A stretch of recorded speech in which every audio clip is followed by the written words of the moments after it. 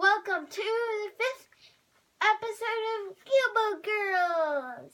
Yay! And this is on the Out of My Mind book by Sharon Draper.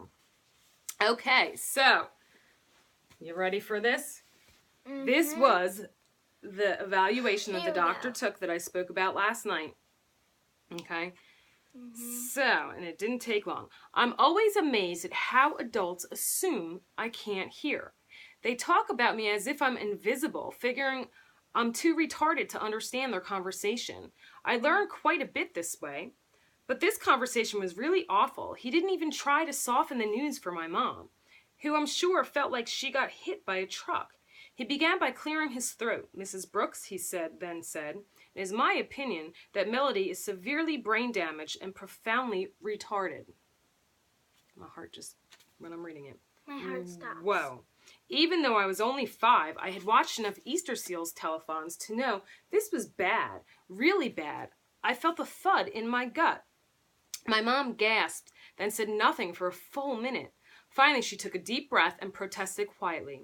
But I know she's bright. I can see it in her eyes. You love her. It's only normal to have wishful thinking, Dr. Hewley told her gently. No, she has a spark. More than that, a flame, a real intelligence. I just know it, my mother insisted, sounding a little stronger. It takes time to accept the limitations of a beloved child. She has cerebral palsy, Mrs. Brooks. I know the name of her condition, doctor, my mother said with ice in her voice, but a person is so much more than the name of a diagnosis on a chart.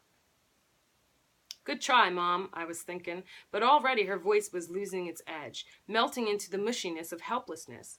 She laughs at jokes, my mother told him, the ice in her voice replaced by desperation. Right at the punchline.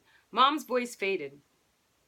What she was saying sounded ridiculous, even to me, but I could see she couldn't find the words to explain her gut feelings that I had smarts stuck in there. Dr. Hewley looked from her to me. He shook his head and then said, You're lucky she has the ability to smile and laugh. But Melody will never be able to walk on her own or speak a single sentence. She will never be able to feed herself, take care of her own personal needs, or understand anything more than simple instructions. Once you accept that reality, you can deal with the future. That was just plain mean.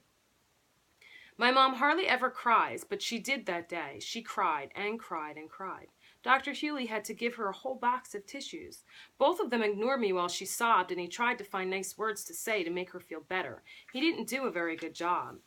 Finally, he gave her options. You and your husband have several decisions to make, he told Mom. You can choose to keep her at home, or you can send her to a special school for the developmentally disabled. There aren't many choices here locally. Where do they get those almost pleasant-sounding phrases to describe kids like me? Mom made a sound that could have been the meowing of a kitten. She was losing it. Dr. Hewley continued, You can also decide to put Melody in a residential facility where she can be cared for and kept comfortable. He pulled out a colorful brochure with a smiling child in a wheelchair on the cover and handed it to Mom. I trembled as she took it. Let's see, the doctor said. Melody is 5 now. That's a perfect age for her to learn to adjust to a new environment. You and your husband can get on with your lives without her as a burden. In time, her memories of you will fade. That's where I just wanted to throw the book aside. Okay, I stared at Mom frantically. I didn't want to be sent away. Was I a burden? I never thought about it like that. Maybe it would be easier for them if I weren't around. I gulped, and my hands cold.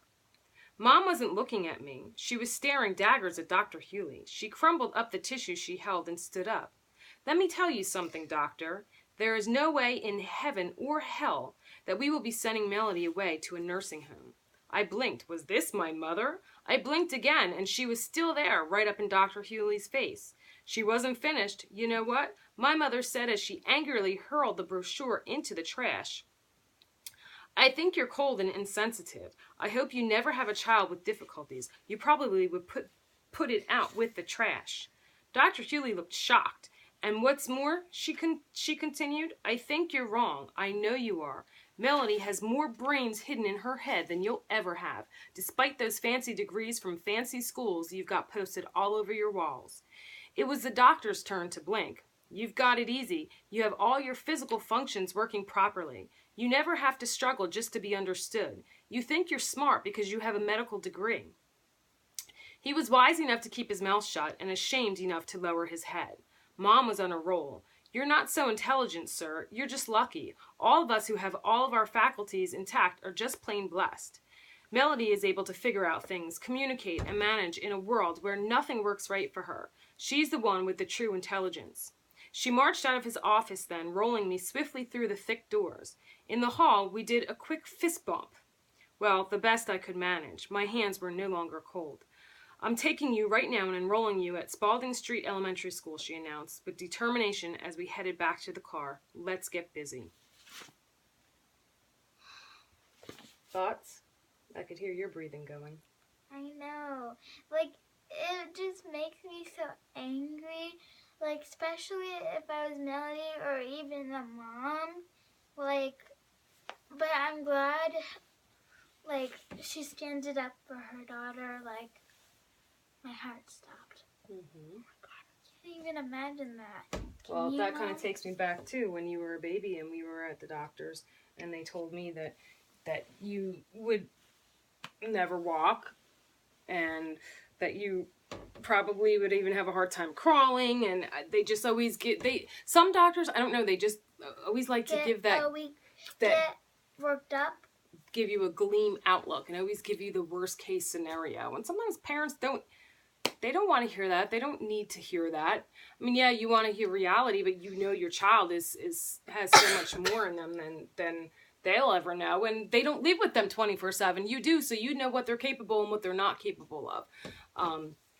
So always stand up for your kids.